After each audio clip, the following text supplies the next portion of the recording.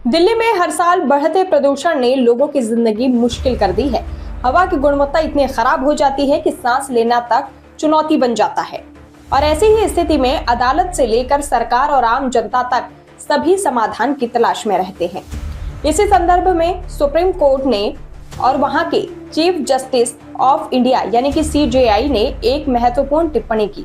उन्होंने कहा कि न्यायपालिका के पास कोई जादू की छड़ी नहीं है कि आदेश देते ही हवा साफ हो जाए। यह बयान न केवल सच्चाई को उजागर करता है बल्कि यह भी बताता है कि अदालत अकेले इस समस्या का हल नहीं निकाल सकती। वहीं CJI ने स्पष्ट किया है कि दिल्ली जैसे बड़े और जटिल शहर की हवा को साफ करने के लिए तकनीकी और वैज्ञानिक समाधान की आवश्यकता है। उन्होंने कहा कि इस चुनौती से निपटने के लिए सबसे बड़ी भूमिका विशेषज्ञों, पर्यावरण वैज्ञानिकों और शोध संस्थानों की है।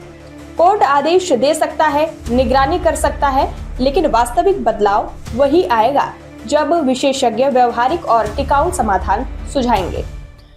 बता दें कि दिल्ली में प्रदूषण के कई कारण हैं। वाहनों से निकलता हुआ धुआं, औद्योगिक गतिविधियां, धूल, कूड़े कचरे की जलन और सर्दी के मौसम में पड़ोसी राज्यों में पराली जलाने की समस्या।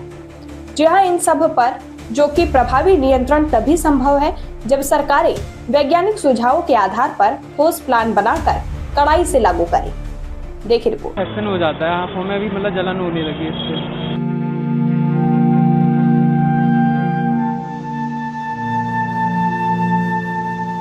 पोल्यूशन तो बहुत हो रहा है, ये आप जितना भी देख रहे हो हवा के अंदर, ये फॉग थोड़ी है, ये सारा ही पोल्यूशन है। दीपावली से पहले तक तो ठीक था, अब दीपावली के बाद बहुत हो गया है, जिससे कि अब सांस लेने में भी दिक्कत हो रही है, आंखों में जलन होती है। हम तो रात को जागते हैं, हमें सब पता है, बहुत दिक्कतों का सामना करना पड़ रहा है।